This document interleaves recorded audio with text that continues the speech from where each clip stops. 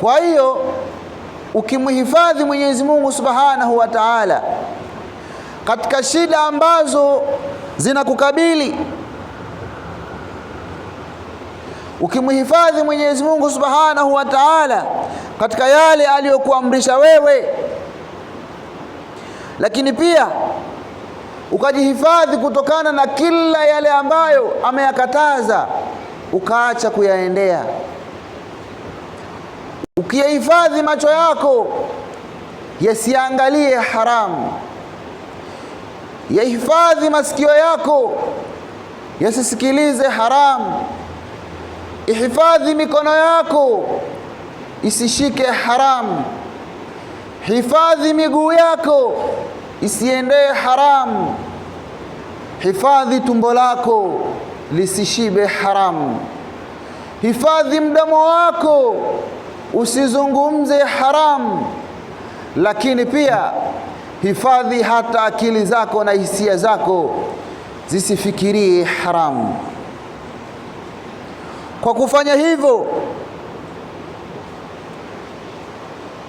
utamkuta Mwenyezi Mungu Subhanahu wa Ta'ala yeye khairul hafidhin, yeye ni mbora wa kuhifadhi kweli kweli. Kwa kufanya hivyo utamkuta Allah Tabaraka wa Ta'ala yeye ni mwingi wa kuhifadhi mno. Uhifadhi moyo wako ndugu yangu Muislamu, ili naye Allah Subhanahu wa Ta'ala siku ya Kiyama aukute moyo wako ni mweupe, siku ya mwisho aukute moyo wako uliokuwa umesalimika. Uhifadhi moyo wako ndugu yangu Muislamu, siku ambayo yauma la yanfa'u malun wala banun illa man ata Allah biqalbin salim, siku ambayo haitomfaa mja yeye mali yake, haitomfaa yeye mali yake wala watoto wake, illa man ata Allah biqalbin salim, isipokuwa yule ambaye moyo wake utakuwa umesalimika mbele ya Mwenyezi Mungu Subhanahu wa Ta'ala. Furaha na hongera iliyoje kwako wewe ambaye utakuwa umefaulu juu ya kuulinda moyo wako, na Allah Subhanahu wa Ta'ala akaukuta moyo wako hali ya kuwa umeshasalimika na ukapata radhi za Allah na ukaingia pepo yake.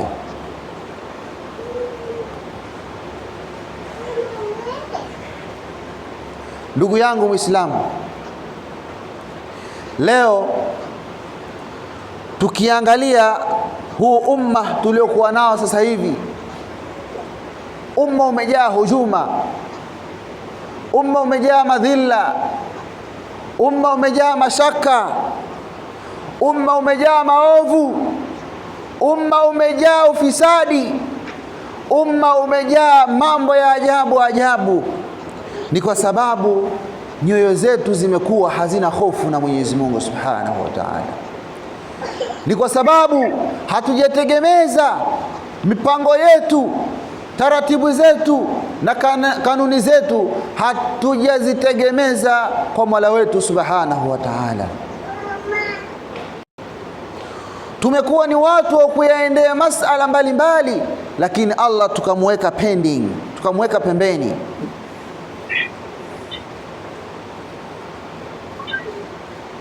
Mpaka ilifika hatua Bwana Mtume Muhammad sallallahu alaihi wasallama alifika hatua kuomba, ya Rabbi, kwa fitna zilivyokuwa zimejaa katika huu ulimwengu, ukitaka kuteremsha adhabu kulingana na fitna ambazo zimejaa hapa duniani, ya Rabbi, naomba uniondoshe kabla fitna hiyo haijanifika.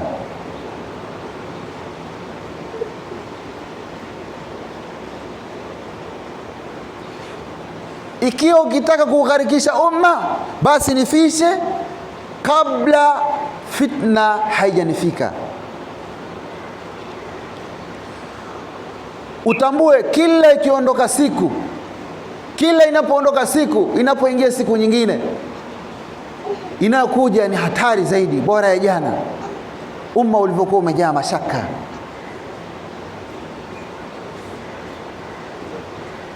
Walihadha ya ikhwani, wa ya ahbab rasulillah. Kwa hivyo natamani khutba yangu ya leo, as'alullah alazim an yaj'alana wa iyyakum, atujalie mimi pamoja na nyinyi tuwe ni wenye kuifanyia kazi.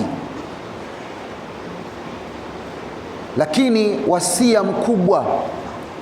wasia mkubwa, tushikamane na kumhifadhi Mwenyezi Mungu Subhanahu wa Ta'ala, tushikamane na kujilinda juu ya yale ambayo Mwenyezi Mungu Subhanahu wa Ta'ala ametuamuru kuyaendea, lakini tujihifadhi na yale ambayo ametukataza kuepuka pia tu.